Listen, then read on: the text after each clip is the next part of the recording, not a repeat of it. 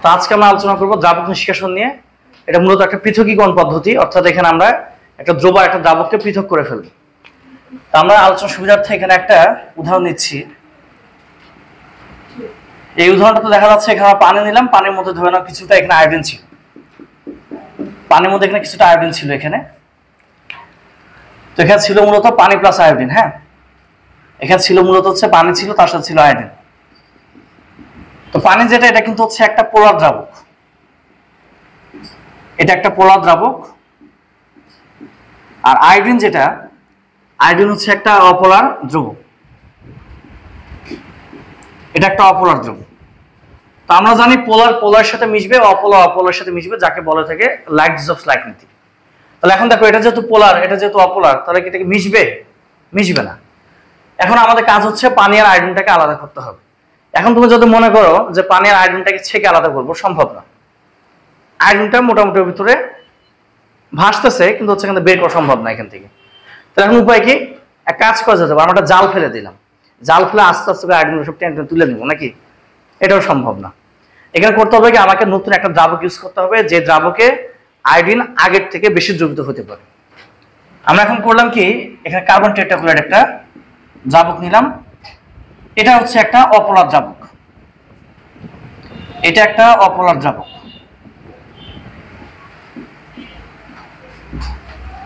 Carbon tetrachloride একটা apolar দ্রাবক।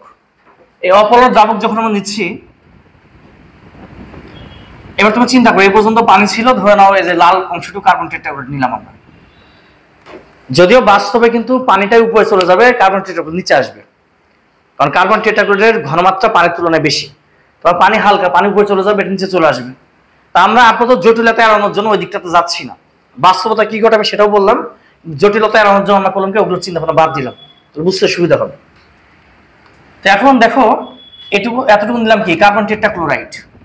এখানে ছিল কার্বন টেট্রাক্লোরাইড, আর এখানে ছিল কি, এখানে ছিল পানি, তার সাথে ছিল কি, আয়োডিন ছিল, তাই না? আচ্ছা, এবার আমরা বললাম কি, এটা নিয়ে একটু এখানে ঝাঁকালাম একে। এখানে যখনই আমরা একটু ঝাঁকাবো, তখন দেখা যাবে পানি থেকে কিন্তু আয়োডিন গুলো কার্বন টেট্রাক্লোরাইডের মধ্যে চলে যাবে। পানি থেকে আয়োডিন গুলো কোথায় চলে যাবে? Carbon tetrachloride. কারণ কি, ওটা অপোলার, অপোলারকে হচ্ছে একটা আকর্ষণ দেখাবে। তখন দেখা যাচ্ছে একটু পরে যেটা হয়, আমরা যদি এখানে একটু ঝাঁকাই, এটাকে ঝাঁকাইলে দেখা যাবে যে এতটুকু ছিল পানি, এ পর্যন্ত ধরো কার্বন টেট্রাক্লোরাইড। এবার ম্যাক্সিমাম আয়োডিন গুলো চলে যাবে কার্বন টেট্রাক্লোরাইডের মধ্যে, পানিতে থাকবে অল্প, দুই একটা পানি তো থেকে যাবে। মানে এটা একবারে তো আসলে পৃথক করা যায় না, কয়েক ধাপে এই প্রসেসটা চালাতে হয়। তাহলে এখানে দেখা যাচ্ছে ম্যাক্সিমাম আয়োডিন চলে গেলে কোথায়? কার্বন টেট্রাক্লোরাইডের মধ্যে চলে গেল ম্যাক্সিমাম। আর এখানে পানিতে আয়োডিন থাকবে কিছুটা, মিনিমাম পরিমাণ আয়োডিন এখানে পানিতে থাকবে। তো মিনিমাম পরিমাণ আয়োডিন থাকবে পানিতে, আর ম্যাক্সিমাম চলে গেল কোথায়? কার্বন টেট্রাক্লোরাইডের মধ্যে। লালটা ছিল কার্বন টেট্রাক্লোরাইড, তো এটা ছিল কার্বন টেট্রাক্লোরাইড, এটা হচ্ছে পানি। তাহলে এখন খেয়াল করো, একটা নতুন দ্রাবকে আমরা কি করলাম, এখানে অ্যাড করলাম, যে দ্রাবকের মধ্যে আয়োডিনটা কি হচ্ছে, বেশি পরিমাণ চলে যাচ্ছে। একটু পর আমরা যে কাজটা করবো, এবার করবো কি, এবার ধরো আমরা একটা এখানে ছাঁকুনি নিচ্ছি। এবার করলাম কি, এখানে একটা ছাঁকুনি নিলাম, ফানেল নিলাম এখানে। তো ফানেল দিয়ে ধরো আমরা করবো কি, এটা ছেঁকে নিব। তো ফানেলের মধ্যে হবে কি, এখানে পানি আর হচ্ছে আয়োডিনটা আটকা পড়বে। ধরো পানি আর আয়োডিনটা উপরে থাকবে, আর ধরুন এখানে কার্বন টেট্রাক্লোরাইড হচ্ছে আয়োডিন নিচের দিকে নেমে চলে আসবে। যেহেতু এটা ঘনত্ব বেশি, কার্বন টেট্রাক্লোরাইড নিচে চলে আসবে, পানিটা উপরে থাকবে। তো দেখা যাচ্ছে এখানে পেলাম কি, কার্বন টেট্রাক্লোরাইড, তার সাথে পেলাম এখানে আয়োডিন। তাহলে আমরা কিন্তু পানি আর আয়োডিনটাকে অলরেডি আলাদা করে ফেললাম। এখানে হয়ে গেল কি, কার্বন টেট্রাক্লোরাইড প্লাস আয়োডিন। তার মানে অলরেডি পানি থেকে আয়োডিনটা আলাদা হয়ে গেছে, বাট আয়োডিনের কিন্তু এখনো মুক্তি হয় না। এই যে বাঙালি এক সময় ছিল কি, ইংরেজদের হাতে, ইংরেজদের হাত থেকে মুক্তি পেয়ে চলে গেল পাকিস্তানের হাতে। এর হচ্ছে তাই, এই পানি থেকে মুক্তি পাইছে, কিন্তু কার্বন টেট্রাক্লোরাইড হাতে আবার চলে গেছে। তাহলে এখন কার্বন টেট্রাক্লোরাইডের সাথে এখন দ্রবীভূত হয়ে গেল না? তাহলে এখন আমাদের এখনকার কাজ হচ্ছে যে কোনো উপায়ে কার্বন টেট্রাক্লোরাইডটাকে থেকে কি করা, আয়োডিনটাকে আলাদা করে নেওয়া। খুবই সহজ প্রসেস। কার্বন টেট্রাক্লোরাইডকে মাত্র 40 ডিগ্রি সেলসিয়াস তাপমাত্রা দিলেই কার্বন টেট্রাক্লোরাইড উড়ে চলে যায়। যে মাত্র আমি এখানে 40 ডিগ্রি সেলসিয়াস তাপমাত্রা দিলাম, কার্বন টেট্রাক্লোরাইড সবগুলো উড়ে চলে গেল। এখানে আমরা আয়োডিন গুলো এখানে পেয়ে যাবো, কঠিন আকারে এখানে আয়োডিন পদার্থটা পেয়ে গেল। তা দেখো, আয়োডিনটা আলাদা করলাম না? তাহলে এখানে যা যা প্রসেস দেখলাম এটা এখন সারমর্মটা কি? এখানকার সারমর্ম হচ্ছে যে আমরা এখানে আগে একটা দ্রাবক ছিল, দ্রাবকের মধ্যে একটা দ্রব্য ছিল, নতুন করে একটা দ্রাবক অ্যাড করে নতুন দ্রাবকের মাধ্যমে পুরাতন দ্রাবক থেকে দ্রব্যটাকে আমি পৃথক করে ফেললাম। এটাকে মূলত বলা হয়ে থাকে দ্রাবক নিষ্কাশন। ঠিক আছে, তার মানে কি দাঁড়াচ্ছে, এক কথায় যদি বলতে যাই বিষয়টা কি দাঁড়ালো, নতুন দ্রাবক দ্বারা দ্রবকে পুরাতন দ্রাবক থেকে পৃথক করা, নতুন দ্রাবক দ্বারা দ্রবকে পুরাতন দ্রাবক থেকে পৃথক করাকে মূলত বলা হয় দ্রাবক নিষ্কাশন।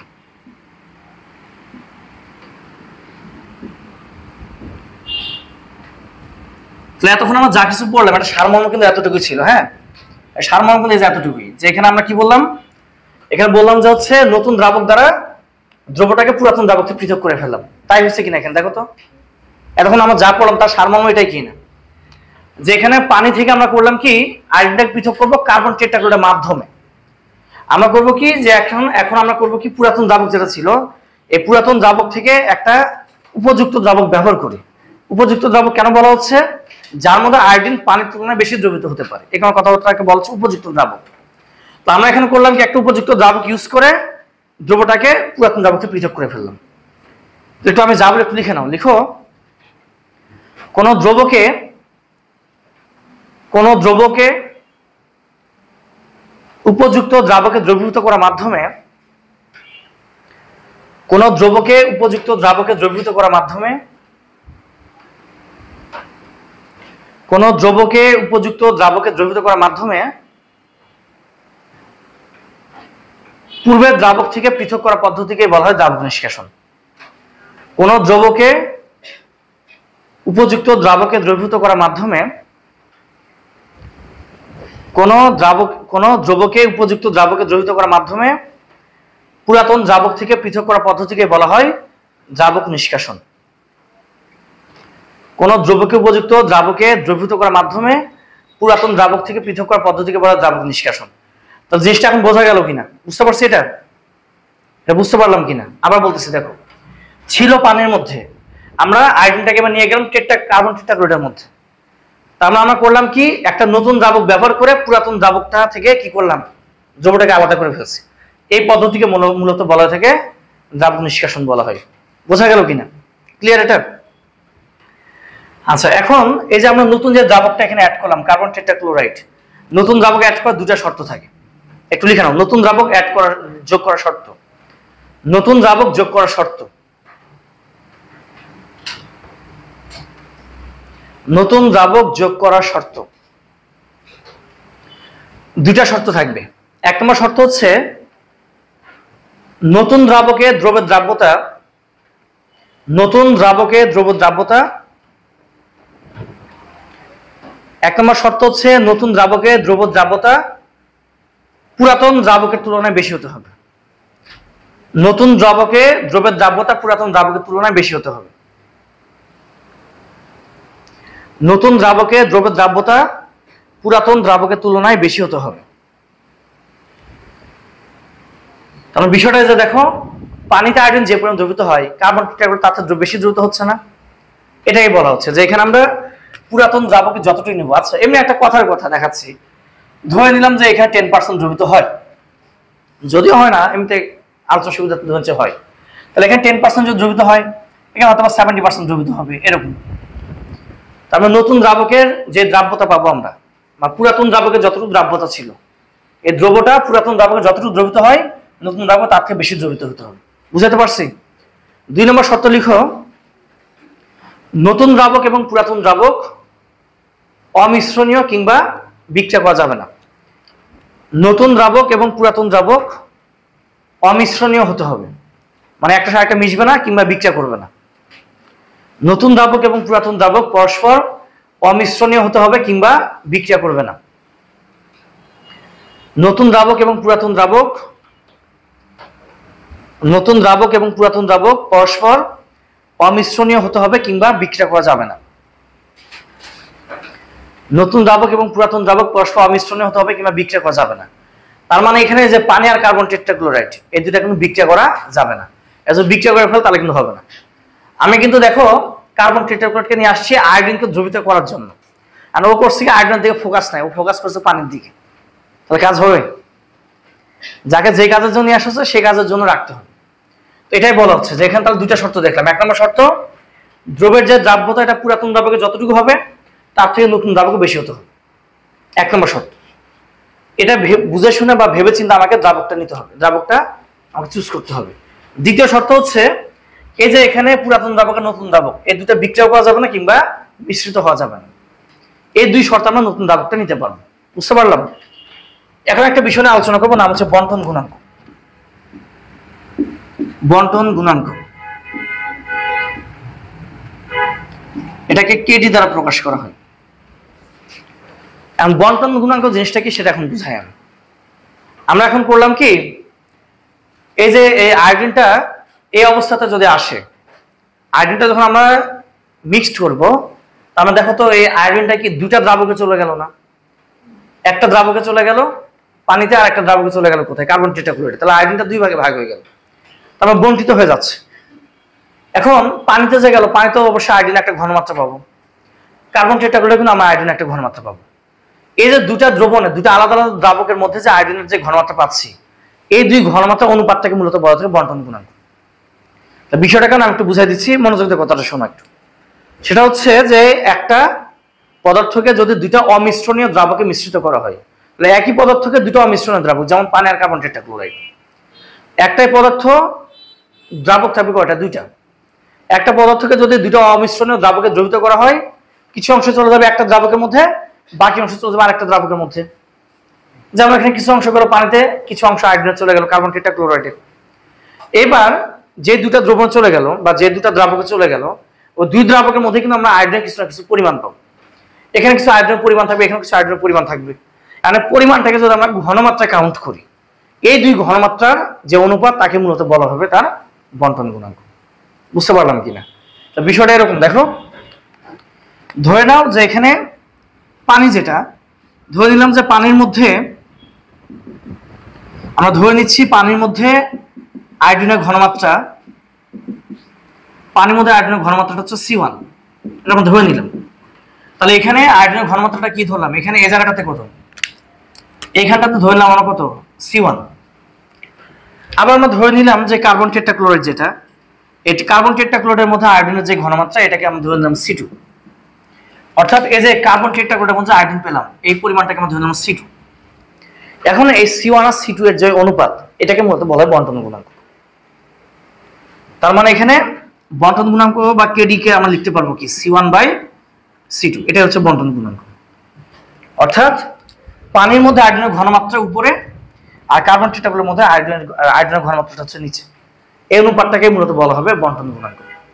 বন্টন গুণাঙ্ক কি বুঝতে পারলাম কিনা? বন্টন গুণাঙ্ক বলতে বোঝাচ্ছে, আবার বলতেছি একটু মনোযোগ দিয়ে কথাটা শোনো। আমরা একটা পদার্থ নিয়ে দুটা দ্রাবকের মধ্যে দিয়ে দিলাম, দুই দ্রাবকে যখন বন্টিত হয়ে যায়, কিছু আয়োডিন চলে যাবে একটা দ্রাবকে, কিছুটা চলে যাবে আরেকটা দ্রাবকে। তো দুই দ্রাবকে আমি আলাদা করে ঘনমাত্রা পাবো, এই দুই ঘনমাত্রা অনুপাতটাকে মূলত বলা বন্টন গুণাঙ্ক। বুঝাতে পারছি বিষয়টা? বাস এতটুকু যদি বুঝে থাকি, এখন আমরা দ্রাবক নিষ্কাশনের হিসাব নিকাশ করতে পারবো যে কিভাবে হিসাব নিকাশগুলো করা হয়ে থাকে। এতটুকু ক্লিয়ার? বুঝতে পারলাম? ওকে, তো চলো এখন আমরা একটু দ্রাবক নিষ্কাশন একটু হিসাব নিকাশ করি। দ্রাবক নিষ্কাশনটা কিভাবে হিসাব নিকাশ করা হয়।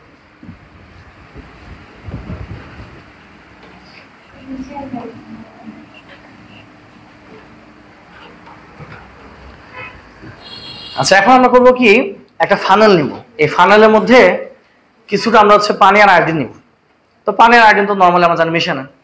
একটু পর করবো কি, কার্বন টেট্রাক্লোরাইড নিব একে নিষ্কাশিত করার জন্য। নিষ্কাশিত করার অর্থ হচ্ছে পৃথক করা। নিষ্কাশিত করার অর্থ কি? পৃথক করে ফেলবো আমরা। কি একটু দেখো, আমরা এবার করলাম কি, এখানে একটা ফানেল নিলাম।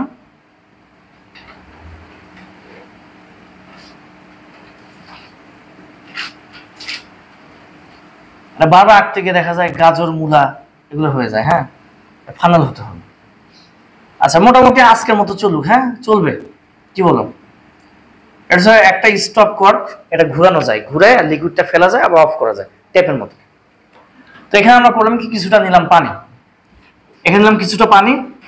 পানির তো একটা, পানি তো যেহেতু এখানে একটা লিকুইড পদার্থ, তাহলে এটা কি একটা আয়তন পাবো না? তো পানির আয়তনটাকে আমরা ধরে নিচ্ছি V1। এখানে পানির আয়তনটাকে আমরা ধরে নিলাম V1। এবার দেখো এই পানির মধ্যে আমরা করলাম কি কিছুটা এখানে আয়োডিন দিয়ে দিলাম, এর মধ্যে কিছুটা আয়োডিন দিয়ে দিলাম। তো এটা হচ্ছে আয়োডিন।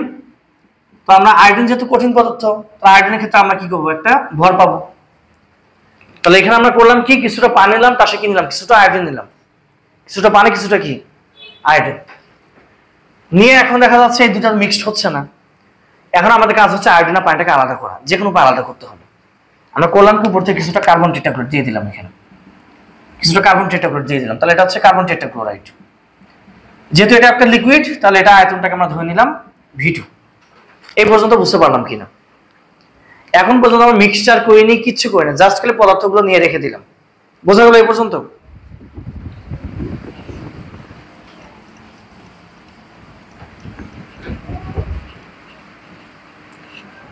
তাহলে খেয়াল করো, তাহলে এখানে আমরা যেটা করলাম, এখানে দ্রবণ দিলাম, দ্রবণটা হচ্ছে পানি আর আয়োডিনের দ্রবণ।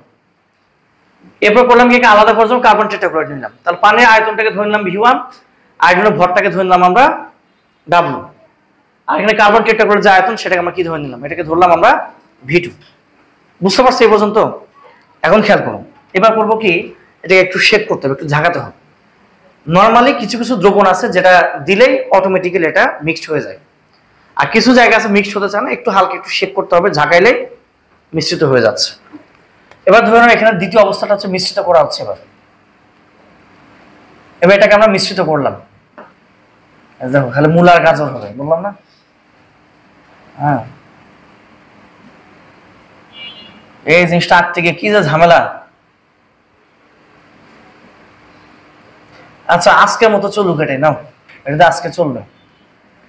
এখন খেয়াল করো, যখন আমি ঝাঁকাবো তখন বলতো দেখি আয়োডিনটা বেশি যাবে কোথায়, কম থাকবে কোথায়? কার্বন টেট্রাক্লোরাইডে চলে যাবে বেশি, আর পানিতে একটু থেকে যাবে। প্রতি ক্ষেত্রে একটু করে কিন্তু থেকে যাবে, কারণ হচ্ছে একবার নিষ্কাশিত হয় না। আমরা একটা জিনিস পিওর যদি পেতে চাই, একবার ছাকলে কি পিওর পাওয়া যায়? অনেকবার ছাকতে হয় না, বিষয়টা এরকম। তাহলে এটা হচ্ছে পানি নিলাম, আর এটা হচ্ছে কার্বন টেট্রাক্লোরাইড। তো দেখা যাচ্ছে পানিতে দেখা যাচ্ছে দুই একটা আয়োডিন এখন থেকেই গেছে, আর ম্যাক্সিমামটা চলে গেল কোথায়? কার্বন টেট্রাক্লোরাইডের মধ্যে। তো যেটা পানিতে থেকে যাচ্ছে তার মধ্যে কিন্তু এখন পৃথক হয় নাই, এটাকে আমরা রসায়ন ভাষায় বলে থাকি অনিষ্কাশিত, অনিষ্কাশিত দ্রব্য। আর যেটা কার্বন টেট্রাক্লোরাইডের মধ্যে চলে গেল সেটা পৃথক হয়ে গেছে, একে রসায়ন ভাষায় বলা থাকে নিষ্কাশিত দ্রব্য। তাহলে এটা কি, এখানকার আয়োডিন কি নিষ্কাশিত, এখানকার আয়োডিন অনিষ্কাশিত। আমরা ধরে নিচ্ছি যে এখানে অনিষ্কাশিত আয়োডিনের পরিমাণ হচ্ছে X1। আমরা ধরে নিলাম অনিষ্কাশিত আয়োডিনের পরিমাণ কতটুকু, X1। এটা যদি X1 হয়ে থাকে তাহলে বলতো দেখি এই নিষ্কাশিত আয়োডিনের পরিমাণ কতটুকু হবে? না, W - X1 হবে। প্রাথমিক পরিমাণ কি ছিল? W ছিল না? এখন ধরে নাও এটা ছিল 10 গ্রাম আয়োডিন, আমি তোমাকে উদাহরণ দিয়ে বুঝাচ্ছি। এটা ছিল 10 গ্রাম আয়োডিন, এই 10 গ্রাম আয়োডিনটা 10 গ্রাম আয়োডিন ছিল, 10 গ্রাম আয়োডিনটাকে আমি করলাম কি নিষ্কাশিত করার সময় দেখলাম 2 গ্রাম অবশিষ্ট থেকে গেছে, এটা নিষ্কাশিত হয় নাই। তাহলে এখানে নিষ্কাশিত হচ্ছে কয় গ্রাম? 8 গ্রাম। 8 গ্রাম কিভাবে বের করলাম?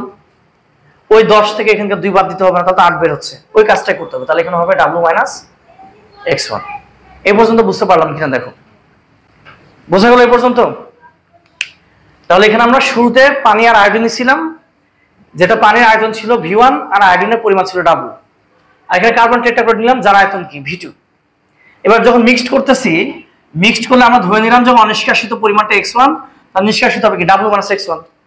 আর এই মুহূর্তে কিন্তু পানির আয়তনটা কত ছিল? ওই যে V1, আর কার্বন টেট্রাক্লোরাইড আয়তনটা কত ছিল?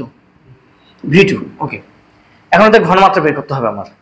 এখানকার ঘনমাত্রা হচ্ছে এদের পরিমাণকে আয়তন দ্বারা ভাগ করলে এদের ঘনমাত্রা পাওয়া যায়।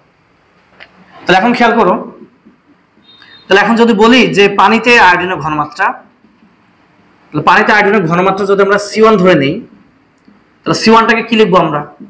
তাহলে পানিতে পরিমাণ কতটুকু, অনিষ্কাশিত পরিমাণ কতটুকু? X1, আর পানি আয়তনটা ছিল V1, এটা হয়ে গেল তার ঘনমাত্রা। তা বলতো দেখি পানি এই যে কার্বন টেট্রাক্লোরাইড আয়োডিনের ঘনমাত্রা কত হবে? W - X1 divided V2। হ্যাঁ, তাহলে এখান থেকে বলা যায় কার্বন টেট্রাক্লোরাইড যদি নিই, তাহলে কার্বন টেট্রাক্লোরাইডে আয়োডিনের ঘনমাত্রা যেটা সে C2, যেটা C2 কি লেখা যায়? W - X1 ডিভাইডেড V2 লেখা যাবে। এ পর্যন্ত বুঝতে পারলাম কিনা? এই পর্যন্ত বুঝলে তুমি এখন সব পারবা। এই পর্যন্ত বোঝা আসল কাজ। এতটুকু ক্লিয়ার? চিত্রটা লাগবে, কিন্তু চিত্রটা লাগবে। তাহলে আমি একটু শুরুতে আরেকবার বলে তোমরা তখন চিত্র উঠাতে থাকো, একটু শোনো। তাহলে এখানে আমরা পানির আয়তন নিলাম, পানির আয়তনটা ছিল V1, আর এখানে আয়তনের পরিমাণ ছিল W। কার্বন টেট্রাক্লোরাইড অ্যাড করলাম, নতুন করে অ্যাডকৃত কার্বন টেট্রাক্লোরাইডের পরিমাণটা ধরে নিলাম আমরা আয়তন V2। এখন আমরা এটাকে শেক করলাম, শেক করার পর ম্যাক্সিমাম আয়তন চলে যাবে কোথায়? কার্বন টেট্রাক্লোরাইডে। এখন কিছুটা পানিতে থেকে যাবে, এটাকে ধরে নিলাম সেই অনিষ্কাশিত দ্রব্যের পরিমাণ X1। তো নিষ্কাশিত কতটুকু হবে? প্রাথমিক পরিমাণ থেকে অনিষ্কাশিত বাদ দিতে হবে, তো W - X1। তো এখন ঘনমাত্রাটা কি কতটুকু? মিশ্রণে গিয়ে এদের পরিমাণ ডিভাইড হচ্ছে আয়তন। তাহলে এখানে দেখা যাচ্ছে এই X1টা ছিল হচ্ছে পানিতে আয়তনের পরিমাণ X1, আর পানির আয়তন ছিল V1। আর কার্বন টেট্রাক্লোরাইড আয়তনের পরিমাণটা W - X1, আর কার্বন টেট্রাক্লোরাইড আয়তন V2। এখন যে একটু কেডি সূত্র শিখলাম না, কেডি সমান কি লেখা যায়? C1/C2। মানগুলো সেখানে বসে দাও। এটা কিন্তু আমরা প্রথম নিষ্কাশন করতেছি। এখন লিখবো হচ্ছে প্রথম নিষ্কাশনের ক্ষেত্রে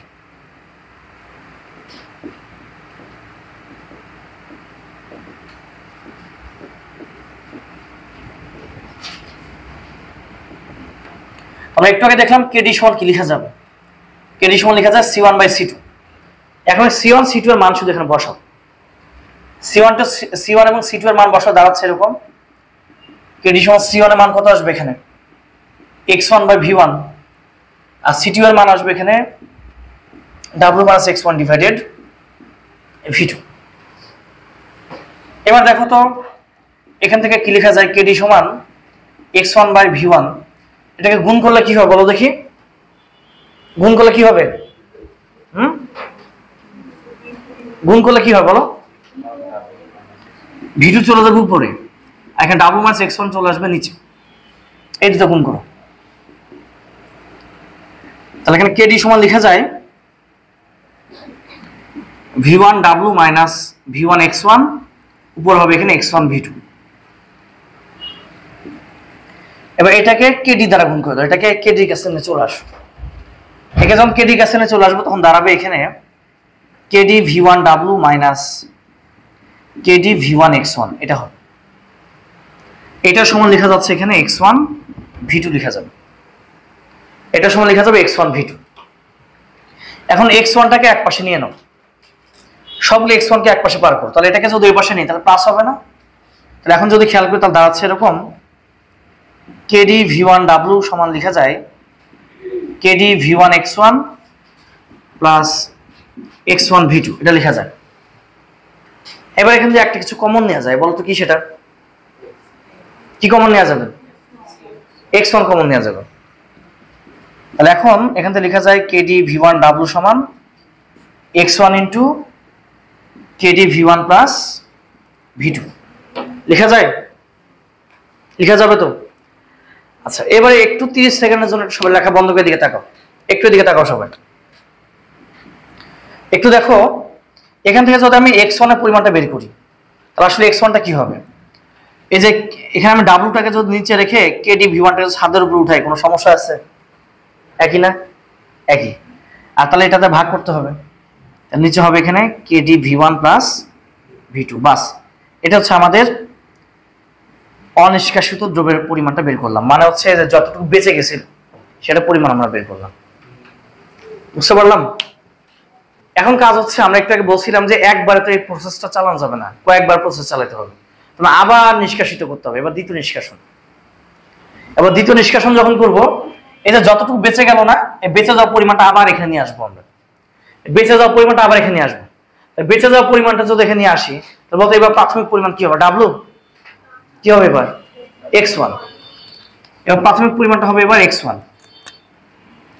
তাহলে ওই অতটুকু আমি পানি আর হচ্ছে আয়োডিনটা আবার নিয়ে এসে পরীক্ষা চালাচ্ছি, তো কিছুটা এখানে আয়োডিন কমে আসবে। দেখা যাচ্ছে এটা হচ্ছে X1। এইবারও দেখা যাবে দুই একটা আয়োডিন এবারও থেকে যাবে, প্রতিবারই একটু একটু থেকে যায়। তাহলে এবার অনিষ্কাশিত পরিমাণটাকে ধরলাম X2। তাহলে বলতো নিষ্কাশিত পরিমাণ কি হবে এবার? X1 - X2 হবে না? এটা হবে তো। তাহলে এখানে কি লেখা যায়? এটা হবে X2 ডিভাইড V1। আর এখানে কি হবে? এখানে লেখা যাবে x1 minus x2 divided v2। বুঝতে পারলাম? এতটুকু গেলে, এটা কিন্তু এই চিত্রটা গেলে আবার দ্বিতীয় নিষ্কাশনের জন্য। তাহলে এবার চলো আবার দ্বিতীয় নিষ্কাশনের জন্য আমাদের একটা ইকুয়েশন সলভ করতে হবে। তবে লিখো দ্বিতীয় নিষ্কাশনের জন্য।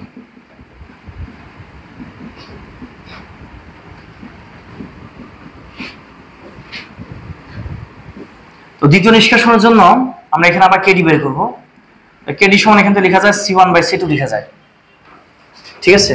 এবার এই মানগুলো বসাবো এখানে। তাহলে কেডি সমান c1 এর মানটা কত? c1 এর মান হচ্ছে x2 ডিভাইডেড v1, আর c2 এর মান কত ছিল? x1 minus x2 divided v2। এটা এখান থেকে কেডিটা যেটা সেটা আমি লিখতে পারবো x2 ডিভাইড v1 গুণ করলে v2 চলে যাবে উপরে, x1 মাইনাস x2 চলে আসবে নিচে। একটু দ্রুত উঠাতে থাকো। এরপর কেডি সমান লেখা যাবে x2 v2 ডিভাইড হচ্ছে v1 x1 minus v2 v1 x2। এটাকে আবার সুন্দর মতো আগের মতো করে কেডি কাছে নিয়ে আসো। তো দাঁড়াচ্ছে এবার KD v1 x1 minus KD v1 x2। এটা সমান লেখা যায় x2 v2 লেখা যায় এখানে। এবার যদি লক্ষ্য করি, এটাকে এবার পার করে দেবো, x2 গুলোকে এক পাশে নাও। তাহলে এখান থেকে লেখা যাবে কেডি v1 x1, এটা সমান লেখা যায় KD v1 x2 plus x2 v2। এখান থেকে x2 কমন নেওয়া যাবে, x2 কমন নিলে লেখা যাচ্ছে এখান থেকে কেডি v1 x1, এটা সমান লেখা যায় x2 কমন নিলে কেডি v1 প্লাস v2। ঠিক আগের মতো এবার আমরা x2 বের করব। তাহলে x2 বের করতে গেলে যে আগের মতো প্রাথমিক পরিমাণটাকে সবসময় কি করলাম, আমরা একাই রেখে দিচ্ছি, বাইরে রেখে দিচ্ছি প্রাথমিক পরিমাণ। তো এবার প্রাথমিক পরিমাণ কোনটা ছিল? x1। তাহলে x1 কে যদি নিচে রেখে কেডি v1 উপরে নিই, কোনো সমস্যা আছে? নাই, এটাতে ভাগ করে দাও। তাহলে KD v1 plus v2 plus এটা বের হয়ে গেল তোমার x2 এর হচ্ছে ইকুয়েশন। এখন এখানকার x1 এর মানটা এখানে বসাইতে হবে।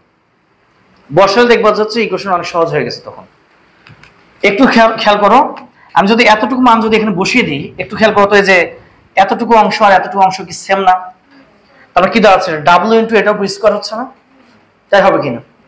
তাহলে এখান থেকে বলা যায়, এখান থেকে আমরা x2 এর সমীকরণটা লিখতে পারবো এখানে মূলত W into K D v1 divided K D v1 plus v2, এর উপর পাওয়ার হবে এখানে 2। বাস, এটা হয়ে গেল আমার x2 এর সমীকরণ। এটা গেল দ্বিতীয় নিষ্কাশনের জন্য। তাহলে মানে দ্বিতীয়বার যতটুকু অবশিষ্ট থাকলো সেটা পরিমাণ এটা বের করলাম। তো এবার বিসমিল্লাহ আল্লাহর নাম বলে কি করতে হবে? এবার আমাদের আবার তৃতীয় নিষ্কাশন করতে হবে, তাই না? না, আর করবো না, আর করবো না। একটা শর্টকাট কিন্তু বের চলে আসছে অলরেডি। দেখো, আমি যখন এখানে x1 নিচ্ছি, জাস্ট এটা একটা সেম, কিন্তু এখানে কিন্তু পাওয়ার 1। যখন আমি এখানে x2 নিচ্ছি, এখানে পাওয়ার কত? 2 না? তাহলে অ্যাকচুয়ালি একবার যদি আমি সমীকরণটা লিখি, দাঁড়াচ্ছে এরকম xn সমান লেখা যায় w into K D v1 divided K D v1 plus v2, এর উপর পাওয়ার হবে n। বাস, একবার ইকুয়েশন চলে আসছে। এখন তুমি যদি মনে করো আমি সবকিছু ভুলে যাবো, শুধু ইকুয়েশন মনে রাখবো, সমস্যা নেই, ইন্টারমিডিয়েট পার হতে পারবা। কিন্তু অ্যাডমিশন দিতে গেলে তোমার এগুলো সব লাগবে। অ্যাডমিশনের ম্যাথগুলো যেগুলো ইঞ্জিনিয়ারিং আসে বা অলরেডি আসছে, ওখানে কিন্তু থিওরি মতো করে ম্যাথগুলো করতে হয়। আর ইন্টারমিডিয়েটের ম্যাথগুলো সূত্র মুখস্থ করলে ম্যাথ করা যায়। এখন যাদের কাছে কঠিন মনে হচ্ছে, তোমার চাইলে সব ভুলে যেতে পারো, তুমি সূত্র মনে রাখো, তাহলে হবে। এখন তো লিখে নাও, দেখো এক্সটা হচ্ছে অনিষ্কাশিত দ্রব্যের ভর। ওই যে বারে বারে যতটুকু অবশিষ্ট থাকতেছিল না, সেটা ভর হচ্ছে এক্স। দেখো, এক্স হচ্ছে অনিষ্কাশিত দ্রব্যের ভর। এক্স অনিষ্কাশিত দ্রব্যের ভর। এক্স হচ্ছে অনিষ্কাশিত দ্রব্যের ভর। ডাব্লুটা হচ্ছে দ্রব্যের প্রাথমিক পরিমাণ। ডাব্লু হচ্ছে দ্রব্যের প্রাথমিক পরিমাণ। ডাব্লু হচ্ছে দ্রব্যের প্রাথমিক পরিমাণ। ওই যে শুরুতে কতটুকু নিছিলাম সেটা। কেডি হচ্ছে বন্টন গুণাঙ্ক, এটা মান প্রশ্ন দেয়া থাকে। কেডি বন্টন গুণাঙ্ক, কেডি হচ্ছে বন্টন গুণাঙ্ক। এবার V1 হচ্ছে পুরাতন দ্রাবকের আয়তন। V1 পুরাতন দ্রাবকের আয়তন। V1 হচ্ছে পুরাতন দ্রাবকের আয়তন।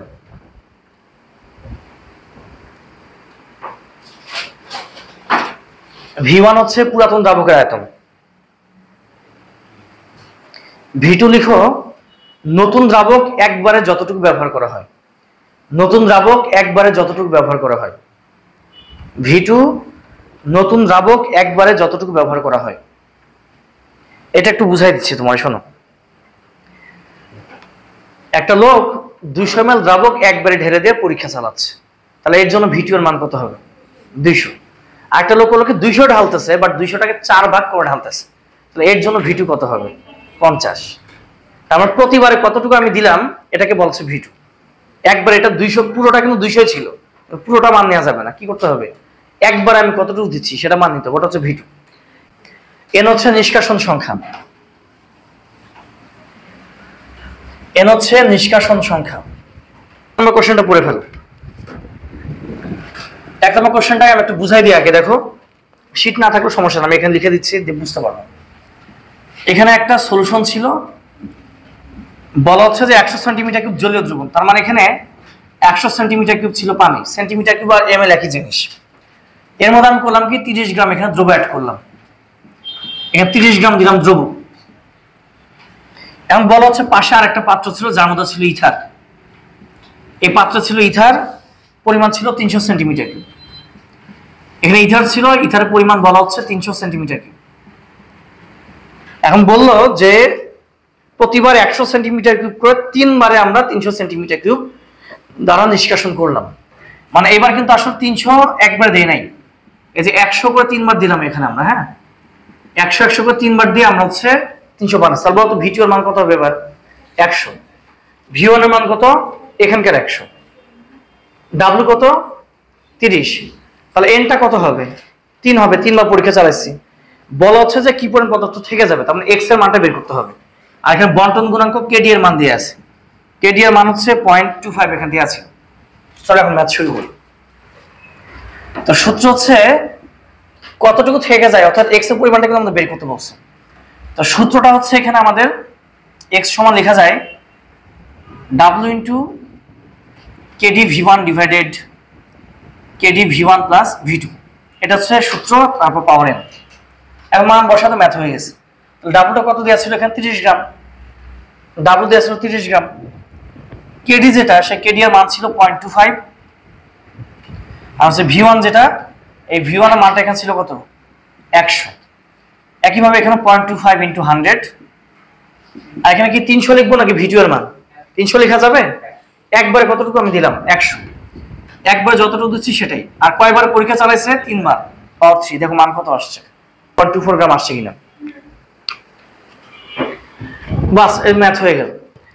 আচ্ছা, 2 নম্বর ম্যাথটা একটু খেয়াল করি আমরা। 2 নম্বর ম্যাথে বলা হচ্ছে 30 ডিগ্রি সেলসিয়াস তাপমাত্রায় পানিতে সাকসিনিক অ্যাসিডের ঘনমাত্রা, মানে এখানে C1 দেওয়া ছিল, C1 দেওয়া আছে এখানে 0.071 মোল পার লিটার। এবং বলছে ইথারের মধ্যে ঘনমাত্রা মানে C2, এটা 0.013 মোল পার লিটার দেওয়া ছিল। বলা হচ্ছে বন্টন গুণাঙ্ক কত, তাহলে কেডি এর মান বের করতে হবে। তাহলে কেডি সমান আমরা কি জানি? C1/C2। ম্যাথ হয়ে গেছে। তাহলে এখানে কেডি বের করতে হবে। তাহলে কেডি সমান লেখা যায় এখানে C1/C2। তাহলে এখান থেকে লিখবো আমরা 0.071 ডিভাইড হচ্ছে 0.013, কত আসবে? 5.46। এর হচ্ছে আনসার। বুঝতে পারলাম? বোঝা গেল না? এটা সহজ। ওটা এতটা সহজ ম্যাথ অবশ্য পরীক্ষা দেয় না, পরীক্ষা দিলে সূত্রে ম্যাথগুলো দেয়। এবার তো শীট দেখো, আমাদের হচ্ছে বরিশাল বোর্ড একটা ম্যাথ আসছিল, এটাই শেষ। এখানে তৃতীয় পাত্রের প্রয়োজন নাই, জাস্ট প্রথম দুটো পাত্র হলেই হবে। একটা বোর্ডের কোশ্চেন আমরা একটু সলভ করি। এটা বরিশাল বোর্ডে 2019 সালে আসছে।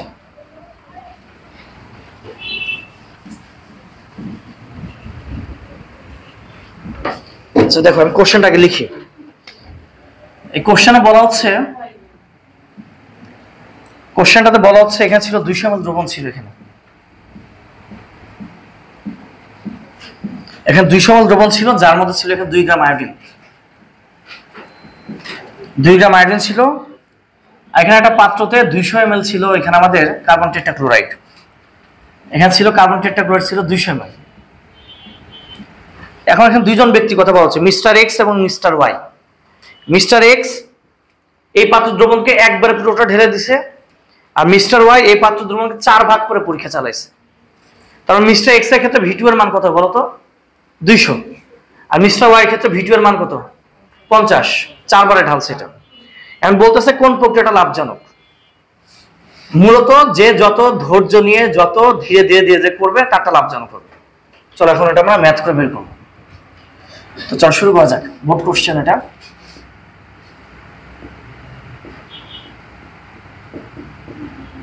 আচ্ছা, এই কোশ্চেনটা বরিশাল বোর্ডে আসছে 19 সালে। একটু খেয়াল করি আমরা। প্রথমে আগে আমরা এটা মিস্টার এক্স এর জন্য কাজ করব। হ্যাঁ, মিস্টার এক্স। তো সূত্র হচ্ছে আমাদের আগের মতোই, এক্স সমান লেখা যাচ্ছে W into K D V one divided K D V one plus V two, এরপর পাওয়ার হবে এন। আমি বলতো দেখি ডাব্লিউ পরিমাণ এখানে কত? 2 গ্রাম। ওই যে দ্রব্যের প্রাথমিক পরিমাণ যেটা, ডাব্লিউটা ছিল 2 গ্রাম। আচ্ছা, এখানে কেডি এর মান এখানে দেওয়ার, আমি একটু লিখে দিচ্ছি, এখানে মিস্টেক হয়ে গেছে। কেডি এর মান হচ্ছে 0.0125। এটা হচ্ছে কেডি এর মান ছিল এই প্রশ্নে। এখানে কেডি এর মান পাচ্ছি এখানে আমরা 0.0125। আর ভি ওয়ান কত বলতো দেখি? যেখানে আইডিয়াল ছিল সেটা পরিমাণ ভি ওয়ান কত? 200। তাহলে এটা হচ্ছে 200, আর নিচে হচ্ছে 0.0125 ইন্টু 200। একে এখন আমার সেকেন্ড ব্র্যাকেট দিলে একটু ভালো হয়। আচ্ছা, এখানে হচ্ছে এখন আমাদের হচ্ছে V2 এর মান কত হবে? মিস্টার এক্স একবারে পরীক্ষা চালাচ্ছে, তাহলে কি 200টা পুরোটাই দিয়ে ফেলছে না? তাহলে V2 এর মান কত হবে? 200 হবে। তাহলে পাওয়ার কত দিব বলতো? 1। দেখো তো কত আসছে এটা, এই মানটা কত আসে?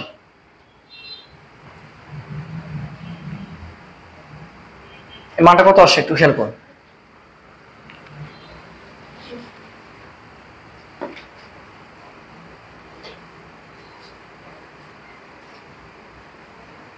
কেউ ক্যালকুলেটর চালাচ্ছ না, বলবে এটাকে? হ্যাঁ, তাড়াতাড়ি করো।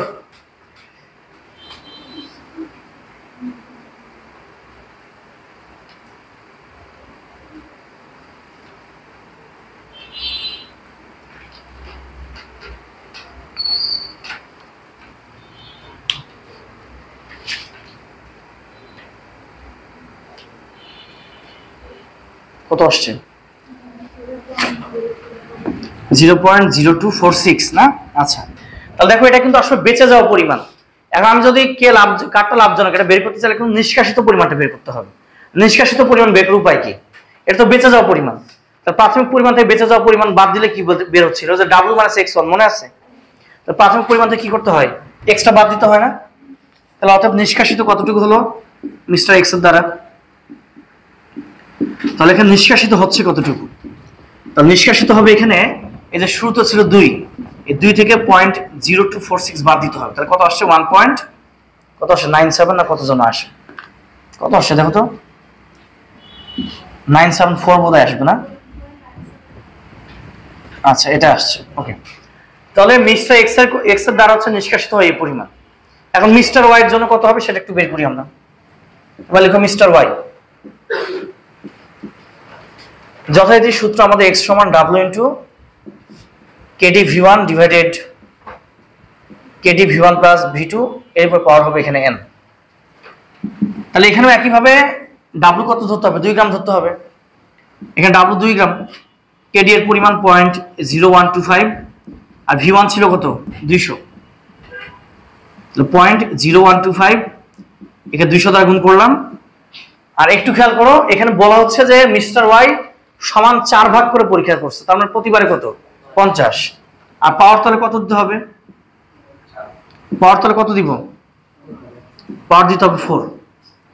দেখো তো এবার এই মানটা কত আসছে? 1 পয়েন্ট সামথিং কত জন আসছে? 10 টু দি পাওয়ার কত? দেখো কত আসবে?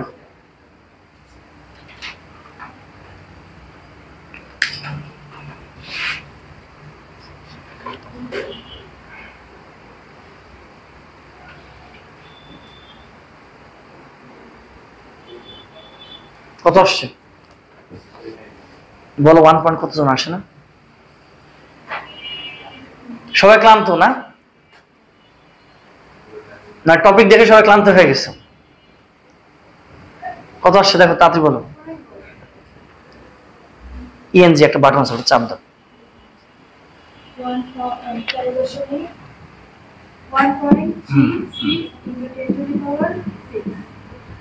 -6 হবে। -6 না -5 কোনটা?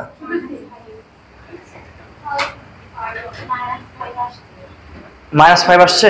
1.36 10 -5। ওকে, ভয় পাওয়ার কিছু নাই। তুমি এখন দুইটা বাদ দাও। অতএব নিষ্কাশিত পরিমাণ, তাহলে নিষ্কাশিত কতটুকু হচ্ছে? তাহলে নিষ্কাশিত হবে কতটুকু? এখানে 2 থেকে এখানে 1.36 10 -5 বাদ দিতে হবে। তাহলে কত আসছে দেখো তো? 1.99 আসবে এটা। তাহলে দেখো এর নিষ্কাশিত এই পরিমাণ, এটা নিষ্কাশিত এই পরিমাণ। তাহলে কারটা লাভজনক? যে ধাপে ধাপে ধাপে ধাপে প্রক্রিয়াটা চালাইছে। তাহলে মিস্টার ওয়াইটটা লাভজনক। বুঝতে পারলাম? এই ছিল লেকচার।